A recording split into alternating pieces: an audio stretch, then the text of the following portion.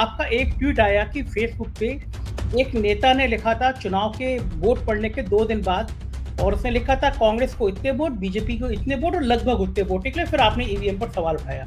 ये चुनाव में कहीं ना कहीं गड़बड़ी तो हुई, और मैं तो 2003 से जब से ईवीएम मशीन आई है, उस समय वीवीपैट नहीं था, एक डायरेक्ट बटन दबाओ और उधर काउंट हो जाता था।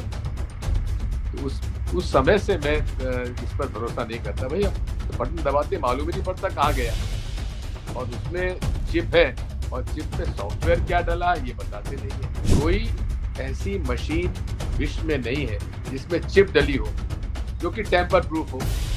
ये सर्वमान्य है, यहाँ तक कि भाजपा के लोग भी इसको मानते हैं कि हाँ ये बात सही है, टेम्पर हो सकता है।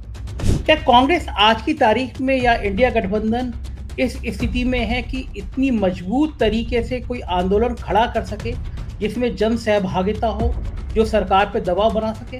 माननीय चुनाव आयोग को हम लोग अगस्त से अनुरोध कर रहे हैं कि हम लोग आपसे मिलना चाहते हैं।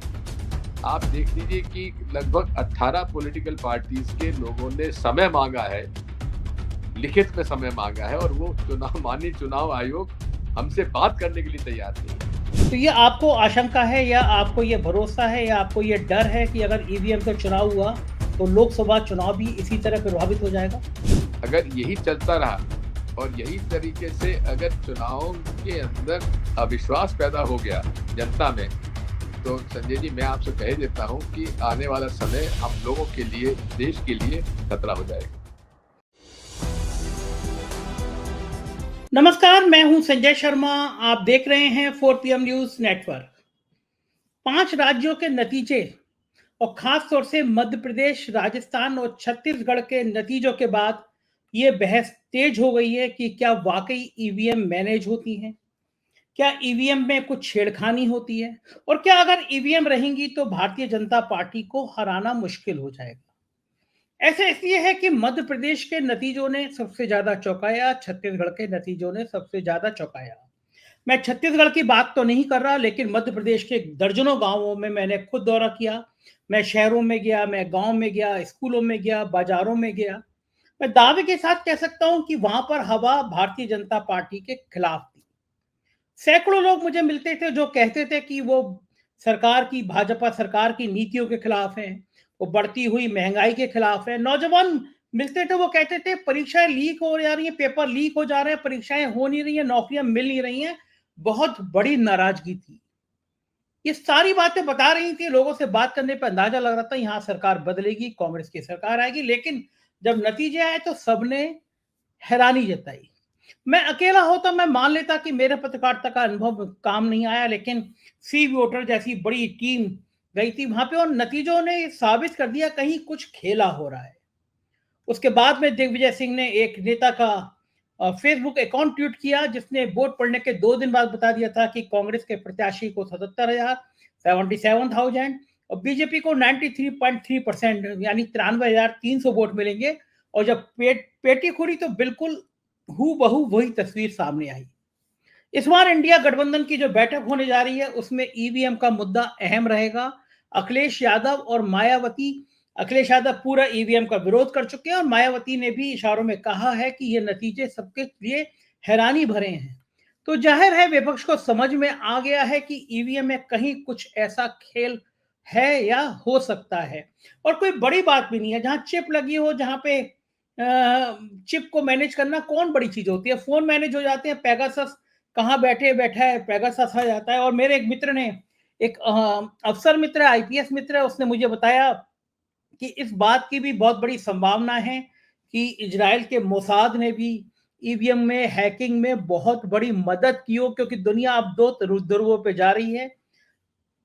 जितने मुंह उतनी बातें, लेकिन ये बात सही है कि पूरा विपक्ष अब इस बात पर एक राय रखता हुआ नजर आ रहा है कि ईवीएम हटनी चाहिए। कांग्रेस के बड़े नेता हैं दिग्विजय सिंह जी, उनसे हमने लंबी बात करी इस विषय पर। वो भी मानते हैं कि भारतीय जनता पार्टी कुछ भी कर सकती है। तो मैं तो हंसा, मैंने कहा आप तो इतना कह के जो लोग भाजपा के खिलाफ लड़ना चाह रहे हैं उनको भी डरा दे रहे हैं। तो उन्होंने कहा कि मैंने राहुल गांधी से बात करी है, मैंने खड़गे जी से बात करी है, ईवीएम का मुद्दा जोर शोर से सामने आना चाहिए और ईवीएम को हटाना चाहिए। तो ले चलता हूं दिग्विजय सिंह जी के पास, मैं सुनाता हूं उनका एक्सक्लूसिव इंटरव्यू। सुनिए दिग्विजय सिंह जी का क्या ख्याल है ईवीएम को लेकर, और आपकी राय का हमको इंतजार रहेगा। जरूर बताइएगा कि आप इस बातचीत के बाद किस निष्कर्ष पर पहुंचते हैं। स्वागत है दिग्विजय सिंह जी आपका हमारे इस शो में, और बहुत दिनों से हम आपसे बात भी करना चाह रहे थे क्योंकि आपका एक ट्वीट बहुत वायरल हुआ मध्य प्रदेश के चुनाव में। मध्य प्रदेश के नतीजे सब चौंक गए उन नतीजों को देखकर, क्योंकि मैं खुद मध्य प्रदेश में रहा था काफी दिन। सी वोटर रहे थे वहां पे, टीम रही थी पूरी, और सभी का अनुमान था कि शायद कांग्रेस की सरकार आएगी, लेकिन नतीजे बहुत उल्टे आए और लहर की तरह आए। तो हमें भी हैरानी हुई थी कि नतीजे इस हद तक कैसे आ सकते हैं, बल्कि हमने सोचा कि हम 30-35 साल से पत्रकारिता कर रहे हैं कि हम ही कुछ गड़बड़ कर पा रहे हैं, हम ही नहीं पढ़ पा रहे हैं। लेकिन हैरानी ये थी कि हमने सैकड़ों लोगों से बात करी और बहुमत जो था वो बीजेपी के खिलाफ था। लेकिन नतीजा है, फिर आपका एक ट्वीट आया कि फेसबुक पे एक नेता ने लिखा था चुनाव के वोट पड़ने के 2 दिन बाद, और उसने लिखा था कांग्रेस को इतने वोट, बीजेपी को इतने वोट और लगभग उतने वोट निकले। फिर आपने ईवीएम पर सवाल उठाया। मेरा बड़ा सवाल यह है दिग्विजय जी, क्या मानते हैं आप भारतीय जनता पार्टी के पक्ष में माहौल था, कांग्रेस की अपनी लापरवाही थी, या वाकई में ईवीएम में कुछ झोल जैसी चीज होती है? संजय जी, मैं इस बात को तो स्वीकार करता हूं कि संगठन की दृष्टि से भारतीय जनता पार्टी हमसे ज्यादा सशक्त है संगठन के स्तर पर, और उनका चुनाव लड़ने का मैनेजमेंट भी हमसे बेहतर है। लेकिन इस बार चुनाव जनता लड़ रही थी और जनता में नाराजगी थी, और ये परिलक्षित और भी ज्यादा हुआ जब नतीजे आने पर लोग बाग हतप्रभ रह गए कि ये हो क्या गया। तो कहीं इनके ना तो जुलूस निकले ना कुछ हुआ, तो एक इस प्रकार के एक हो गया कि हो क्या गया ये। और मुझे भी लगभग 50 साल का चुनाव का अनुभव है, और 77 का जब मैं चुनाव लड़ा था जनता पार्टी की लहर में, तब इतनी खिलाफ माहौल था कांग्रेस पार्टी के खिलाफ। मेरे घर वाले मना कर रहे थे चुनाव कांग्रेस से मत लड़िए, इंडिपेंडेंट लड़ लीजिए। मैंने कहा भाई लड़ना तो कांग्रेस से ही है, और मैं कांग्रेस से लड़ा, और ईश्वर की कृपा से मैं जीत भी गया। कुछ ही लोग जीत पाए थे 77 की लहर में। वो लहर लगती थी कि भाई कांग्रेस के खिलाफ है, लेकिन यहाँ तो सवाल ही नहीं उठता था। इसलिए ये चुनाव में कहीं ना कहीं गड़बड़ी हुई। और मैं तो 2003 से, जब से ईवीएम मशीन आई है, उस समय वीवीपैट नहीं था, एक डायरेक्ट बटन दबाओ और उधर काउंट हो जाता था। तो उस समय से मैं इस पर भरोसा नहीं करता। भाई हम बटन दबाते मालूम ही नहीं पड़ता कहाँ गया, और उसमें चिप है, और चिप में सॉफ्टवेयर क्या डला ये बताते नहीं है। वीवीपैट में तो और ज्यादा आसान हो गया ये। पहले तो ठीक है लोकल लेवल पे अपना लोग खेला कर लेते थे, लेकिन अब तो सेंट्रलाइज्ड रिगिंग का एक रास्ता निकल आया है। क्योंकि ये बात मान लीजिए कि कोई ऐसी मशीन विश्व में नहीं है जिसमें चिप डली हो जो कि टेम्पर प्रूफ हो। ये सर्वमान्य है, यहाँ तक कि भाजपा के लोग भी इसको मानते हैं कि हाँ ये बात सही है, टेम्पर हो सकता है। अब टेम्पर हो सकता है तो क्या हम देश का लोकतंत्र कुछ हैकर्स के जिम्मे करना हमारे लिए उचित है? क्या लोकतंत्र इससे बचेगा? क्या प्रश्न इस बात का आता है। हाँ ये बात सही है कि कांग्रेस पार्टी ही है जिसने की ईवीएम मशीन शुरू की थी, लेकिन इसमें तो उस समय टेक्नोलॉजी का इतना वो नहीं था कि हम लोग इसमें ऐसी परिस्थिति में हम लोग आ जाएंगे। तो आज की परिस्थिति में मैं तो इस नतीजे पर हूं कि जो माहौल था ठीक विपरीत उसके नतीजे आए हैं। और ऐसी सीटें जहां हम लोग निश्चित चुनाव जीत ही रहे थे, वहां हम लोग 15-15, 20-20 हजार से वोट से हार रहे हैं। तो ये इसमें मशीन का खेल तो हुआ है। दिग्विजय जी, बड़ा सवाल ये है कि 4-5 महीने बाद पार्लियामेंट का चुनाव है। आप भरी आरोप लगाएं कि ईवीएम में धांधली है, मैं भी मान लूं ईवीएम में धांधली है, या बाकी लोग भी मान लें, नतीजा क्या है? क्योंकि मैंने इतना नाकारा, इतना कमजोर चुनाव आयोग अपनी जिंदगी में नहीं देखा। एक तरफ टीएन शेषन हुआ करते थे और एक तरफ ये चुनाव आयोग है। तो आप इसको लिख के पत्र देते रहेंगे, इसके यहाँ धरना प्रदर्शन करते रहेंगे, उन्हें सुननी नहीं है आपकी बात। फिर कांग्रेस किस नतीजे में पहुंच रही है, लड़ेगी कैसे? अगर ईवीएम मैनेज है, मैं आपके आरोप सही मान लूं, तो फिर ये चुनाव जीत जाएंगे। तो कांग्रेस इसके लिए क्या प्लान कर रही है? इस बारे में हम लोगों की चर्चा है, और बहुत करके तो 19 तारीख को जो इंडिया अलायंस की मीटिंग है उसमें इस बात पे चर्चा होने की संभावना है। मैंने इस मामले में पार्टी में भी बात की है और निवेदन भी किया है। साथ में हम लोगों ने कुछ प्रश्न, बेसिक प्रश्न माननीय चुनाव आयोग के सामने रखे थे कि किस तरह से ये जो प्रश्न चिन्ह लगे हुए हैं, उदाहरण के लिए क्या ये स्टैंड अलोन मशीन है, क्या सिंबल लोडिंग यूनिट जो डेट ऑफ विड्रॉल के बाद आता है और 2 उसमें टेक्नीशियन आते हैं और वो उसको इंटरनेट से कनेक्ट करते हैं, तो ये अब स्टैंड अलोन तो मशीन नहीं रही, इंटरनेट से कनेक्टिविटी है। अब उसमें सॉफ्टवेयर जो डाला जाता है वो सॉफ्टवेयर क्या डाला जाता है, उसको उजागर क्यों नहीं करते?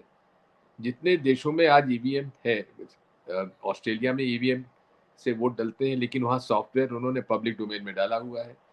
तो आप कोई भी व्यक्ति चुनाव वोट डालने के पहले उसको चेक कर सकता है कि भाई सॉफ्टवेयर जो डला है उसमें कोई मैलवेयर तो नहीं है, उसको उसमें इस तरह से प्रोग्रामिंग तो नहीं की गई है कि हम वोट कहीं डालें, दिखे कुछ और छपे कुछ।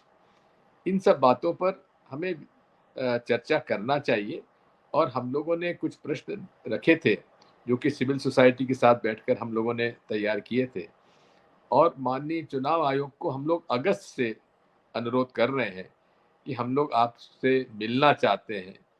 आप देख लीजिए कि लगभग 18 पॉलिटिकल पार्टीज के लोगों ने समय मांगा है, लिखित में समय मांगा है और वो माननीय चुनाव आयोग हमसे बात करने के लिए तैयार नहीं है।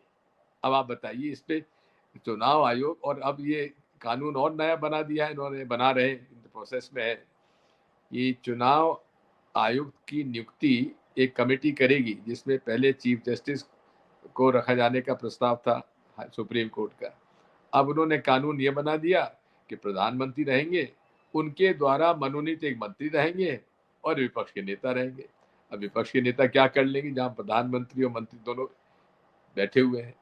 तो इससे तो और इनकी निष्पक्षता पर और एक बहुत बड़ा चिन्ह भी लग जाता है। किसी भी सफल लोकतंत्र में आप ये अगर समझें और ये उम्मीद करें कि निष्पक्ष चुनाव होने के लिए निष्पक्ष चुनाव आयोग भी होना चाहिए। अब आप देख लीजिए कि खुलेआम Narendra Modi ji during the campaign घोषणा कर रहे हैं कि सबको 5 साल तक मुफ्त में अनाज दिया जाएगा, कोई सुनने तैयार नहीं है।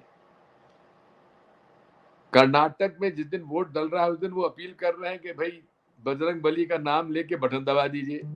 माननीय चुनाव आयोग उसको भी संज्ञान में नहीं ले रहा है, जबकि पूरी तरीके से इस प्रकार का बयान देना तो ये तो कानूनन अपराध है, मॉरल कोड ऑफ कंडक्ट के खिलाफ है, लेकिन कोई तो तरीके से ये लोग मानने तैयार नहीं। तो कांग्रेस पार्टी तो इस मामले में सचेत है, दूसरी पॉलिटिकल पार्टीज भी इस मामले में है। अब यही है कि हमको निर्णय लेना है कि इसको आंदोलन को क्या स्वरूप देना है। बहुत सारे लोगों का प्रस्ताव है कि साहब आप मशीन की बात ही मत करो, आप तो बैलेट पेपर की बात करो। बैलेट पेपर चुनाव होगा तो लड़ेंगे, नहीं होगा तो नहीं लड़ेंगे। अब यही है कि अगर ये बॉयकॉट करने का हम लोग निर्णय लेते हैं तो ये हमारे जितने सत्ता में बैठे लोग हैं ये कोई इतना ही ईमानदार लोग तो है नहीं। वो तो कह देंगे भाई अच्छी बात है, मत लड़ो चुनाव, अब जो लड़ेगा उसको देंगे। इस तरह का बांग्लादेश में भी हो चुका है। पिछले चुनाव में बांग्लादेश की ऑपोजिट खालिदा की पार्टी ने कहा कि बॉयकॉट हमने किया, उन्होंने कहा ठीक कर दिए बॉयकॉट, चुनाव तो हमारा हो गया, सरकार उनकी बन गई, चल रही है।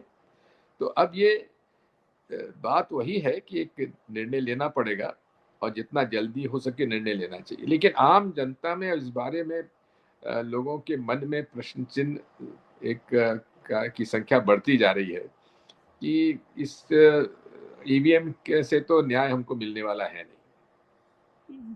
दिग्विजय जी, दो मैंने उदाहरण देखे थे। एक बार महेंद्र सिंह टिकैत थे और किसानों की मांगों को लेकर किसान दिल्ली आ गए थे और वहीं उन्होंने डेरा डाल दिया था, वहीं खाना बनाना शुरू किया था और सरकार झुकी थी। दूसरा उदाहरण हमारे सामने किसान आंदोलन का है। हमने इन्हीं देश के प्रधानमंत्री को किसानों के सामने झुकते हुए देखा, भले वो 700-800 किसानों की मौत के बाद हुआ, महीनों प्रदर्शन के बाद हुआ, लेकिन जब दिल्ली तक मार्च हुआ तो लोग डरे, सरकार झुकी। क्या कांग्रेस आज की तारीख में या इंडिया गठबंधन इस स्थिति में है कि इतनी मजबूत तरीके से कोई आंदोलन खड़ा कर सके जिसमें जन सहभागिता हो, जो सरकार पे दबाव बना सके? बात यही है कि इसमें सही पूछिए तो एक पॉलिटिकल विल की आवश्यकता है सभी राजनीतिक दलों में, और इसमें अभी तो कई ऐसे राजनीतिक दल के नेता आज भी हैं जो इस बात को स्वीकार नहीं करते कि ईवीएम मशीन हैक हो सकती है। उसमें भी आम सहमति नहीं है, लेकिन धीरे धीरे उनमें कि उनके मन में भी ये बात सामने आती जा रही है कि ईवीएम का खेला हो सकता है। तो इसलिए कोशिश हम लोग कर रहे हैं, और इतना बड़ा आंदोलन, और उसके लिए अब इतना समय भी नहीं, क्योंकि ये भी किसान आंदोलन भी 1 साल से ज़्यादा चला, तब जाकर नरेंद्र मोदी जी झुके। तो ये सब बातें सामने आएंगी, लेकिन अभी तो फिलहाल चर्चा में ही है। तो ये आपको आशंका है या आपको ये भरोसा है या आपको ये डर है कि अगर ईवीएम से चुनाव हुआ तो लोकसभा चुनाव भी इसी तरह प्रभावित हो जाएगा? बात यह है कि इनका इतना स्टेक्स है, इतने बड़े स्टेक्स हैं कि ये कुछ भी कर सकते हैं। ये मैं समझता हूँ कि ये वो लोग हैं, इनको मैं थोड़ा बहुत अंदरूनी तौर पे जानता भी हूँ, इनके कार्यकलाप। तो ये कुछ भी कर सकते हैं। दिग्विजय जी, आपकी बातों से वो लोग डर जाएंगे जो लोग इनके खिलाफ एक ताकत के साथ खड़े होने की बात करते हैं, सोचते हैं। अगर आप ये कह देंगे कि ये लोग कुछ भी कर सकते हैं, तो वो जो ताकतें इनसे लड़ना चाहती हैं, उनके मन में कहीं ना कहीं डर पैदा हो जाएगा। दिग्विजय सिंह जैसा जुझारू नेता भी कह रहा है ये लोग कुछ भी कर सकते हैं। बात देखिए, जो बात सही है, क्योंकि मैं तो उनको जानता हूँ, काफी सालों से जानता हूँ। क्योंकि अब ये जिस प्रकार से नतीजे ये आ रहे हैं, अब आप समझ लीजिए कि 2019 में उन्होंने कहा कि 303 हमारी सीटें आ जाएंगी, आ जाती हैं। एक व्यक्ति एक विधानसभा में कहता कि ये इतने वोट पड़े हैं, इसमें से इतने वोट कांग्रेस को जाएंगे, इतने भाजपा को जाएंगे, इतने वोट से हम जीतेंगे, और उतना हो जाता है।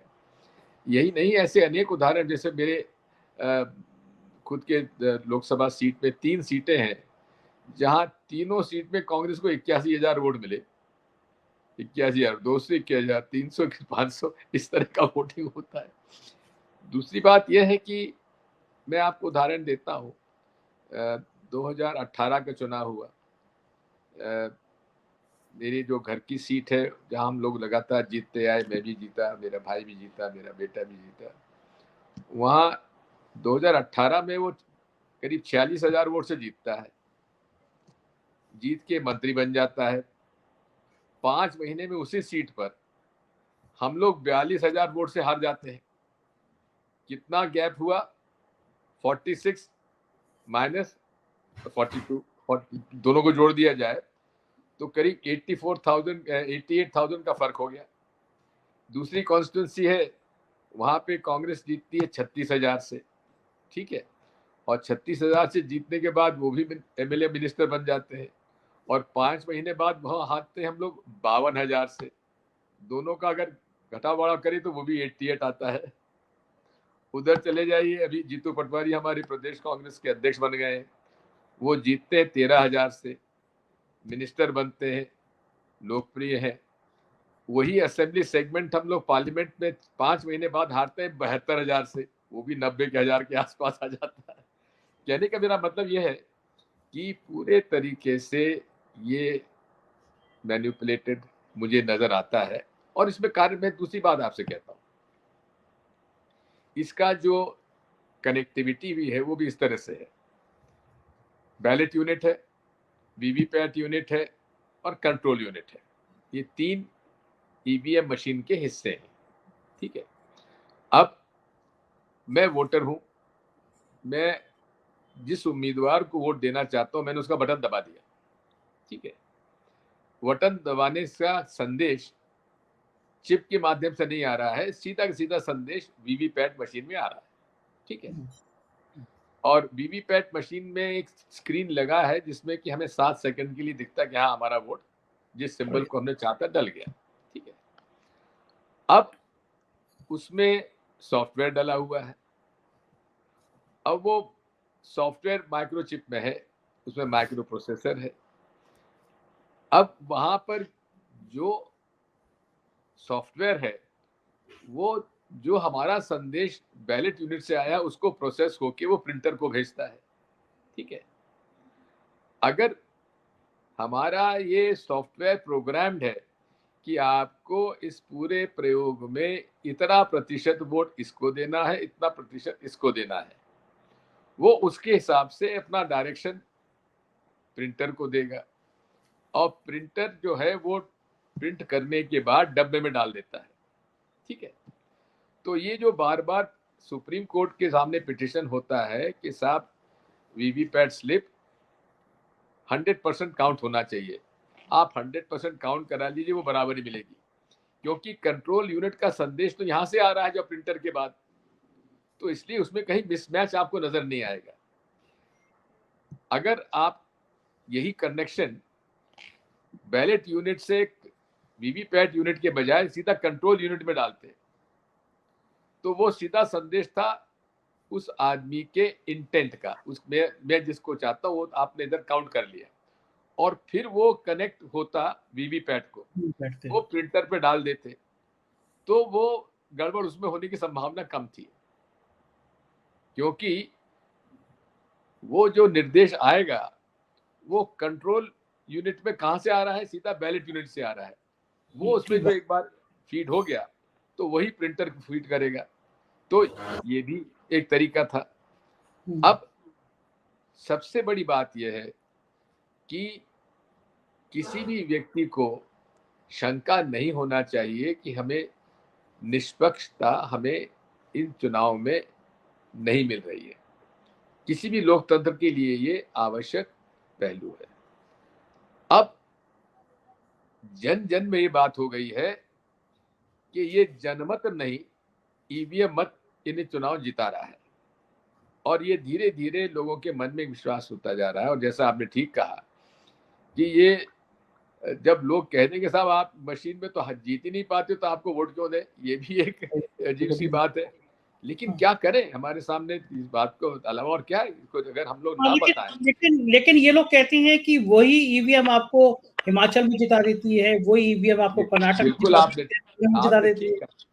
शर्मा जी आपने बिल्कुल सही कहा है। ये अगर सभी जगह एक तरफा होने लगेगा तो इनकी तो पोल खुल जाएगी। तो इस बात को ये बड़े होशियारी से करते हैं, किस विधानसभा में किस को कितना प्रतिशत वोट करवाना है उसके हिसाब से सेटिंग ये करते हैं, और ये सेटिंग पूरे तरीके से सेंट्रली उसमें जो सिंबल लोडिंग यूनिट के माध्यम से सॉफ्टवेयर जो डाला जाता है उसके माध्यम से ये करते हैं।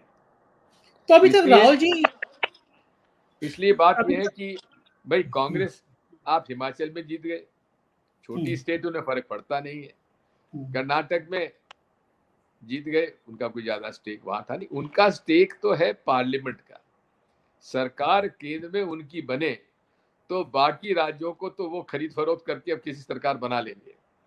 प्रश्न इस बात का है कि वो लोग कंसंट्रेट करते हैं केंद्र में, और उसका जो एक जैसे कहते हैं कि ट्रेलर जो होता है चुनाव का, जो भी फिल्म का ट्रेलर होता है उसके बाद मुख्य फिल्म आती है, तो ये तीनों राज्य में जो था वो ट्रेलर था कि इसमें भाई अगर भाजपा हमारी नहीं आएगी तो लोगों के मन में हो जाएगी कांग्रेस जीत रही है तो इसको हमारे काउंटर जाएगा। तो एंटी इनकम्बेंसी भी अब बड़ी है मोदी जी के खिलाफ, भाजपा के खिलाफ, क्योंकि गरीब और गरीब होता जा रहा है, महंगाई बढ़ती जा रही है, बेरोजगारी का आपने देख ही लिया। 4-5 दिन पहले जो कुछ संसद में हुआ, ये लोग कौन थे, कोई टेररिस्ट तो मुझे नजर इसमें एक भी नजर नहीं आया। ये लोग पढ़े लिखे नौजवान थे और शहीद भगत सिंह के फैन क्लब के वो मेंबर थे। तो जिस तरह से शहीद भगत सिंह जी ने अपनी बात जनता के सामने रखने के लिए, जब कोई गोदी मीडिया सुन नहीं रहा है, कोई उस बात सुन नहीं रहा है, तो और विकल्प क्या बच जाता है, तो इसलिए इन्होंने एक मैसेज देने के लिए सब कुछ किया। तो मैं उसको कुछ जस्टिफाई नहीं कर रहा हूँ किसी भी बात को सुनने के लिए। इस तरह की कदम उठाना ये लोकतंत्र के खिलाफ है, लेकिन मरता क्या नहीं करता है। ये जो फ्रस्ट्रेशन डेवलप हो रहा है, ये सोशल अनरेस्ट जो है, अगर यही चलता रहा और यही तरीके से अगर चुनावों के अंदर अविश्वास पैदा हो गया जनता में, तो संजय जी मैं आपसे कह देता हूं कि आने वाला समय हम लोगों के लिए, देश के लिए खतरा हो जाएगा। बिल्कुल दिग्विजय जी, लेकिन एक बड़ा सवाल यह कि राहुल जी और खड़गे जी अभी तक ईवीएम पे क्यों नहीं बोल रहे हैं, उनके स्टेटमेंट क्यों नहीं आ रहे हैं? राहुल जी खुद कन्विंस पहले नहीं थे, लेकिन धीरे धीरे उनको समझाया, हम लोगों ने बताया, तो अब उनको लगता है कि हाँ बात सही है, तो लेकिन अब मोर और लेस वो कन्विंस्ड है। तो ये माना जाए कि बहुत जल्दी राहुल गांधी या खड़गे जी ईवीएम हटाओ अभियान शुरू करने जा रहे हैं? ये आम सहमति हमारे इंडिया अलायंस में अगर हो जाती है तो बात उसको आगे बढ़ाएंगे। वैसे पार्लियामेंट्री पार्टी के जितने भी हमारे नेता हैं, उन्होंने तो जॉइंट जो जो क्वेश्चंस हमने रेज किए हैं उस पर तो उन्होंने सहमति दी कि वैलिड क्वेश्चंस हैं, इनको हमें पूछना चाहिए। लेकिन ये स्टैंड अभी तक हम लोग नहीं ले पाए हैं जॉइंट इंडिया अलायंस पार्टनर्स कि हमें इसको इनको केंद्र सरकार को ये बताना चाहिए कि नहीं, कहना चाहिए नहीं, कहना चाहिए कि या तो आप बैलेट पेपर से कराइए या आप हम लोग बहिष्कार करेंगे। ये बहुत बड़ा निर्णय होगा, तो इसलिए तो अभी इसमें कुछ नहीं कह सकता। लेकिन इतना जरूर है कि हम लोग ये तो मांग कर ही सकते हैं कि भाई आप कम से कम सॉफ्टवेयर तो उजागर करो। बिल्कुल बात है। आप हमें दिग्विजय कुछ जी, ना करो, आप हमें कुछ ना करो, तो वीवीपैट स्लिप जो नीचे गिरती है वो बक्से में गिरने के बजाय हमें हाथ में दे दो, हम देख लेंगे भाई हमने जहाँ वोट दिया वो छपा है और हम एक मत वो आपकी बातें आपको भी पता है, वो आपकी बात मानेंगे नहीं, ना सरकार मानेगी ना चुनाव आयोग मानेंगे। लेकिन दूसरी बात है दिग्विजय जी कि आप लोग भी जो अलायंस पे तय होता है वो आप लोग भी काम मानते हैं। 11 पत्रकार तय किए गए कि ये वो पत्रकार हैं जो सांप्रदायिकता के आधार पर बात करते हैं, अपने चैनल में नफरत बांटते हैं, इनका बायकॉट किया जाएगा। और लेकिन सब अलायंस के लोग हैरान हो गए कि कमलनाथ जी नाफ्ता कुमार को हेलीकॉप्टर में घुमा रही थी। तो फिर ये तो आपका भी धोखा तो आप लोग मैं संजय जी बिल्कुल आपकी बात से सहमत हूँ, और इस मामले में हम सब बड़े दुखी थे। उनको हमने कहा और कमलनाथ जी ने इसको स्वीकार किया, उन्होंने गलती से स्वीकार की और कहा कि मुझे खुद को मालूम नहीं था कि ये नविका कुमार जो है इनको बॉयकॉट करने के लिए टाइम्स नाउ में किया हुआ है, ये उन्होंने कहा था। खैर अच्छा, दूसरा वो अखिलेश वकलेश वो भी तो ठीक नहीं था ना? बिल्कुल गलत, बहुत बहुत गलत बयानी थी। इनफैक्ट मैं आपको ऑन रिकॉर्ड कह सकता हूँ कि हमें कहीं दिक्कत नहीं थी उसमें उनको एडजस्ट करने में, क्योंकि एक सीट उनकी पहले से थी, हालांकि वो बीजेपी में ज्वाइन कर गया और 3 सीटें और दी जा सकती थी, वो लोग 6 मांग रहे थे, तो हम 4 सीटों पर आम सहमति हो सकती थी और मैंने उसको आइडेंटिफाई करके उनसे बातचीत भी कर ली थी और कमलनाथ जी को दे भी दी थी, पर उसमें फिर जैसा भी हुआ जो आपके सामने। अच्छा, एक चुनाव में मैं उस दिन ही मध्य प्रदेश वैसे एक बात है संजय जी, एक बात मैं और कहना चाहता हूँ, क्योंकि इंडिया अलायंस में रीजनल पार्टीज है, नेशनल पार्टी एक कांग्रेस पार्टी है। रीजनल पार्टीज का अपना अपना हर स्टेट में उनके पॉलिटिकल एम्बिशंस होना स्वाभाविक है, उसको स्वीकार करना चाहिए। तो स्टेट चुनाव में हम लोगों को दबाव किसी एक पार्टी पे, दूसरी पार्टी या तीसरी पार्टी पे डालने की आवश्यकता नहीं है, लेकिन रियल पॉलिटिक ये कहती है कि आप नेशनल इश्यूज पे सब लोग हम लोग इकट्ठे हैं, हम लोग इसको किसी प्रकार से कोई समझौता इस विचारधारा का संघ और भाजपा की विचारधारा के साथ नहीं हो सकते। हम पूरे तरीके से गांधीवादी नेहरूवादी विचारधारा से हम एंटी कम्युनल फोर्सेस के खिलाफ हैं, जिसमें कम्युनिस्ट भी है, सोशलिस्ट भी है, कांग्रेस भी है, रीजनल पार्टीज भी है, हम सब लोग एक साथ हैं। तो इसलिए जो इसमें जिस तरह से फंक्शनिंग है भारतीय जनता पार्टी की लीडरशिप का आज में, उससे उनके जो अलायंस थे, एनडीए में अलायंस थे, अकाली दल उनसे अलग हो गया, शिवसेना उनसे अलग हो गया। हालांकि दोनों का जो विचारधारा है वो बहुत कुछ हम लोगों के साथ बनती नहीं है, लेकिन फिर भी ये बात उन्होंने स्वीकार किया है कि आज देश के लोकतंत्र को खतरा है। देश में यदि इसी प्रकार से चलता रहा तो ना भारत का संविधान बचेगा, ना लोकतंत्र बचेगा, क्योंकि भारतीय संविधान के अंदर हर व्यक्ति को अपने धर्म का पालन करने का अधिकार है और उसके आधार पर आप जिस प्रकार से धर्म का उपयोग या दुरुपयोग कर रहे हैं राजनीति में, ये कानूनन भी उसमें इसकी परमिशन नहीं है, लेकिन उसको वो अनदेखा करके खुलेआम इस बात को कर रहे हैं।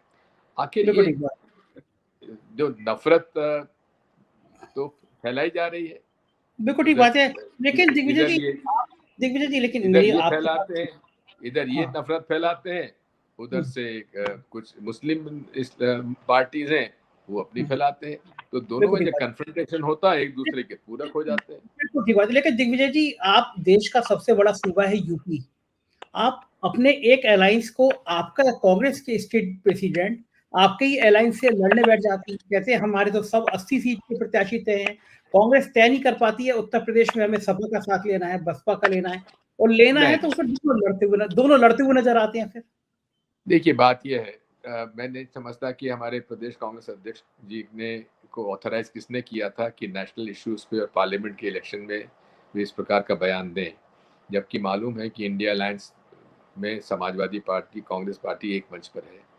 तो ये मैं समझता हूँ कि उनको इस प्रकार का बयान नहीं देना चाहिए था। ठीक है, आपके पास 80 उम्मीदवार तो हर पार्टी के पास है, वो जीते हारे तो कोई दिक्कत नहीं, लेकिन इस प्रकार का बयान उन्हें नहीं देना चाहिए था, ये मेरा निजी मत है।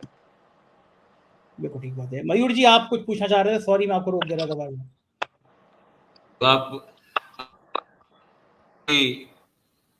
आपका फ्लो जो चल रहा था तो मैं एक्चुअली एंजॉय कर रहा था, क्योंकि बहुत सारे सवाल तो वही थे जो आप पूछ रहे थे, कुछ बातें और है मैं रिविजन से बात करना चाहता हूँ इस मुद्दे पे। आपने 2-3 चीज ही मैं सुन रहा था आपको। एक ये कह रहे हैं कि अभी भी वहां वो डिसाइड नहीं हो पा रहा है कि ये मतलब ये बात रखी जाए कि भाई या तो आप बैलेट पेपर लाइए या तो फिर हम चुनाव नहीं लड़ेंगे। और वो डर भी आपने कहा कि अगर आप डिसाइड करते हैं कि नहीं लड़ोगे तो इनको तो कोई फर्क नहीं पड़ता, वो तो स्वीकार कर लेंगे कि हाँ ठीक है मत लड़िए। मैं ये पूछना चाहता हूं सर आपसे कि क्या कोई ऐसी सोच या ऐसा विचार हो रहा है with in Congress party and the India alliance also कि कैसे भी करके, मैं मतलब ये मेरा मानना है, मैं तो 2003 से चुनाव देख रहा हूँ गुजरात में, ठीक है, और मैं संजय भाई जानते हैं, शायद आपने देखा नहीं देखा, लेकिन हमारी चैनल पे इस ईवीएम के मुद्दे को लगातार जो है इवन गुजरात चुनाव 2022 से जो है लगातार उठा रहा हूँ और बहुत सारे कार्यक्रम किए। राहुल मेहता नाम के सज्जन हैं, कांग्रेस के ही एक पुराने कैबिनेट मिनिस्टर गुजरात के थे, उनके सुपुत्र, बहुत लर्नेड आदमी। अगर आप लोग जाते हैं तो मैं ये जानकारी भी दे दूं, उन्होंने ये कहा कि आप जो मॉक ड्रिल करते हैं ना, वो मॉक ड्रिल होती है चुनाव से पहले, को मॉक वोटिंग होता है, आपको दिखाया जाता है, हर एक प्रत्याशी हर एक पार्टी का मौजूद रहता है वहां पे।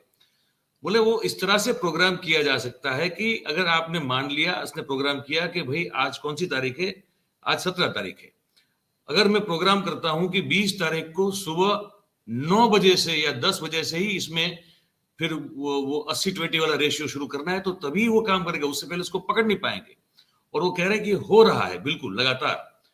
तो क्या सर आपकी पार्टी के अंदर या इंडिया अलायंस के अंदर ये कोई ऐसी कोई सोच पनप रही है कि ईवीएम कैसे भी करके न लाकर, मतलब हटाकर बैलेट पेपर लाया जाए? अमेरिका जैसे और दुनिया के जितने भी विकसित देश हैं सर, डेवलप कंट्री, कहीं ईवीएम से चुनाव नहीं होता है। जर्मनी ने उसको लागू करने की कोशिश की थी, जनता ने प्रचंड विरोध किया, जर्मनी को वापस तुरंत बैलेट पे आना पड़ा था। तो कोई जो विकसित कंट्री है, जो बनाता भी है इसको, देश जापान, वो भी इसको इस्तेमाल नहीं करता है। तो हमको ऐसी क्या जरूरत है कि हम इस मशीन को इस्तेमाल करें जहां किसी प्रकार की ट्रांसपेरेंसी है ही नहीं, आप किसको वोट दे रहे हैं और किसको एक्चुअली जा रहा है, आपके हाथ में कोई प्रूफ नहीं है। आपके यहाँ पे ये लगता है, ये टीका लग जाता है, बस आपको ये है कि आपने वोट दे दिया, बात खत्म। है ना, वो लेकिन लोकतांत्रिक दिग्विजय जी तो खुद भी कह रहे हैं ये बात को, लेकिन करें कैसे? सवाल ये, बिल्ली के गले में घंटी बजे कैसे? मैं उनसे ये समझना चाहता हूँ अपने दर्शकों के लिए कि क्या इस तरह की कोई सोच बन रही है कि लड़ना है तो लड़ना भी है, आप बहिष्कार तो कर ही नहीं सकते, और कैसे भी करके ईवीएम हटाना है, उसके लिए कोई ठोस है सोच? क्या अभी भी आपकी पार्टी में, मैं तो आप ही की पार्टी की बात करूंगा अभी, कि अभी भी जो है उसमें कुछ लोग या बहुत सारे लोग ये है कि कहते हैं कि नहीं जो है होने दो, क्योंकि अगर ये होने दिया तो आप 24 में भी नहीं आ पाएंगे। मैं तो अभी से आपको कह रहा हूँ, आप क्या कोई नहीं आ पाएगा, वही आएंगे वो लोग। तो ऐसी कोई सोच बन रही है क्या? भाजपा पहले कहती थी 303 सीटें आएंगी, बिल्कुल आगे बिल्कुल। अब वो कह रहे हैं 400 सीटें आएंगी, पता नहीं क्यों आएंगी।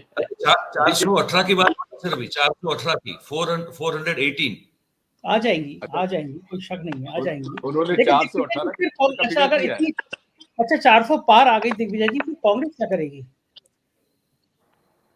कांग्रेस तो देखिए, बात यह है, कांग्रेस पार्टी जो है एक वो पार्टी है जिसने कि हमेशा से ऐसी ताकतों के खिलाफ लड़ाई लड़ी है। आजादी हमको 47 के बाद मिली, उसके पहले हम उस हुकूमत से लड़ रहे थे जहां की प्रजातंत्र लोकतंत्र नहीं था, वहां भी हम लोग लड़े, वहां भी हम लोगों पर प्रताड़नाएं हुई, लोगों ने यातनाएं सही, जेल गए, और फिर अंततः हमें आजादी मिली। तो इसलिए ये मत समझिए कि कांग्रेस इतनी कमजोर है कि हम लोग घर बैठ जाएंगे, ज्यादा जेल जाना पड़ेगा, जाएंगे जेल, उसमें क्या बात है। लेकिन वो विचारधारा जो कि लोकतंत्र का विरोधी है, वो विचारधारा जो भारतीय संविधान में जो गरीबों के पक्ष में के प्रावधान करती है, आरक्षण करती है, वो संविधान जिसमें कि हर आदमी को अपने धर्म का पालन करने का अधिकार दिया हुआ है, समान अधिकार दिया हुआ है, उस संविधान को परिवर्तन ये लोग करें और हम लोग चुप बैठे रहे, कम से कम कांग्रेस पार्टी इसको कभी स्वीकार नहीं करेगी। हाँ, ये लोग ईडी का उपयोग करेंगे, आईटी का करेंगे, सीबीआई करेंगे, जो करना है करें, लेकिन इसका मतलब ये थोड़ी कि सभी लोग डरपोक हैं और वो जाके भाजपा में चले जाएंगे। क्या इसमें दिग्विजय जी, ये अब नरेंद्र मिश्रा जी आपके मध्य प्रदेश से ही है, एडवोकेट सुप्रीम कोर्ट के, वो तो गए सुप्रीम कोर्ट में, और 10 साल के बाद सुप्रीम कोर्ट ने 10 साल पहले तो मना कर दिया था। आप ही के पार्टी के बालेंद्र वाघेला और 21 संगठन लड़े 10 साल तक इस मशीन के खिलाफ। 2013 में सुप्रीम कोर्ट ने कहा कि भाई आप तो पार्टी हो ही नहीं सकते, आपको नहीं आना, अगर आना है तो पॉलिटिकल पार्टीज को आना है। खैर उसके बाद 10 साल के बाद अब एक इंडिपेंडेंट जो प्ली है वो एक्सेप्ट की गई, और अभी मध्य प्रदेश हाईकोर्ट को छत्तीसगढ़ और मध्य प्रदेश के केसेस जो है 15,000 से ऊपर की फरियादें और ईवीएम और बहुत सारी प्रेयर्स हैं मिश्रा जी की, अब वो 1 या 2 महीने में उसको कंक्लूजन पे लाना, ये आदेश भी दे दिया गया है। पर क्या आप बतौर पॉलिटिकल पार्टी, हमें तो आप, क्योंकि मैं सिर्फ आपके कांग्रेस की बात करूंगा, आपने कभी ये नहीं सोचा, आपके वहां तो कितने धुरंधर एडवोकेट्स हैं साहब, इतने बड़े बड़े एडवोकेट्स हैं कि मतलब के नाम लेते पसीना छूट जाए लोगों का, तो वो लोग जो है उनको, या आपकी जो हाईकमांड है वो सब लोग मिलके, क्या आप खुद नहीं इसको अप्रोच कर सकते सुप्रीम कोर्ट को कि हुजूर गलत हो रहा है, इतने सारे प्रमाण, इतने सारे साक्ष्य हैं, आप इंटरवीन कीजिए, बैलेट पेपर लाइए, कर सकते हैं कि नहीं कर सकते आप? मिश्रा जी जो एडवोकेट हैं, उनकी प्रेयर तो बड़ी सिंपल है कि साहब इतने सारे ऑब्जेक्शंस का निराकरण माननीय चुनाव आयोग ने नहीं किया। इनकी जो प्रेयर है उसमें ईवीएम का इशू बहुत ज्यादा प्रिडोमिनेंट नहीं है सर। हाँ, नहीं, मुझसे मिले थे और मैंने उनका जो उनकी प्रेयर है वो भी देखी है मैंने। उसमें यही है कि साहब इसमें मेल फंक्शनिंग हो जा रहा है, इसकी हमारी शिकायत है, उनको डायरेक्ट करिए कि हमारे जो आपत्तियां थी उनको, उनका निराकरण वो समय सीमा में करें, ये उनकी प्रेयर है। ईवीएम के फंक्शनिंग के बारे में या ऑल्टरनेट वोटिंग तरीका होना चाहिए, उसके बारे में कोई वो बात नहीं है। इसलिए इसमें वो इशू कुछ दूसरा ही है। इसमें तो आम सहमति राजनीतिक दलों को करना चाहिए, और हमारा जो बेसिक फंडामेंटल इशू है वो यही है कि भाई सॉफ्टवेयर आप उसमें क्या डालते हैं वो तो पब्लिक में होना चाहिए। ताकि उसको जब रैंडमाइजेशन हो मशीनों का कि कौन सी मशीन कौन सी बूथ पे जाएगी, कौन सी विधानसभा में जाएगी, उसमें समानता हो। आप उसमें ठीक है रैंडमाइजेशन में रैंडमली चोजन 10 या 15 या 20 मशीनों में तो आप वोट डलवा के देखिए, 1000-1200 वोट डलवा के देखिए। ये रैंडमाइजेशन होना चाहिए उस तरह से जैसा कि उन्होंने बताया, आपने पहले बताया था कि सॉफ्टवेयर ये भी डाला जा सकता है कि साहब ये 10 बजे के बाद ऑपरेट शुरू करेंगे या 11 बजे के बाद करेंगे या 12 बजे के बाद करेंगे। तो इसलिए ये तो रैंडमाइजेशन एक टाइम पे नहीं होता है कि भाई इस समय के बीच हो गया तो पूरा सब चलेगा। आजकल सॉफ्टवेयर तो आप इतना सोफिस्टिकेटेड हो गया है कि आप हमारे फोन पर ये जो इंग्लिश टू हिंदी टाइपिंग होता है, हम उंगली दबाते ए पर और छपता अ है। तो ये दिस इज क्वाइट पॉसिबल।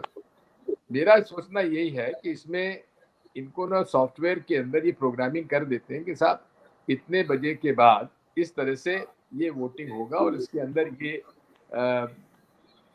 दिखेगा कुछ और छपेगा कुछ। और ये संभावना है क्योंकि इसलिए कि उसमें बैलेट यूनिट का मैसेज जाता है वीवीपैट में, काउंटिंग यूनिट में नहीं जाता। अगर काउंटिंग यूनिट में जाके फिर वीवीपैट आए तो कुछ उसमें एक संभावना भी बढ़ती है।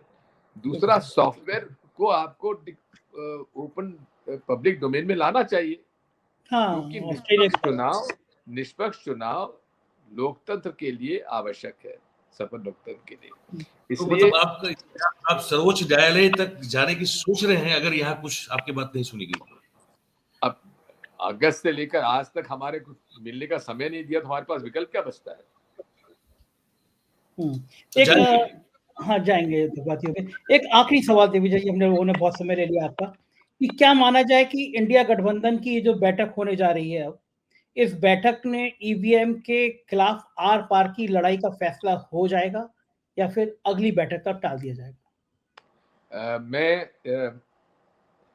इंडिया अलायंस का जो ग्रुप है उसके अंदर मैं कांग्रेस पार्टी में शामिल नहीं हूँ, लेकिन ये मैंने कांग्रेस अध्यक्ष जी से तो बात की है, राहुल गांधी जी से भी मैंने अनुरोध किया है कि इस बारे में चर्चा होनी चाहिए। बहुत बहुत शुक्रिया दिग्विजय जी, आपने हमें इतना समय दिया।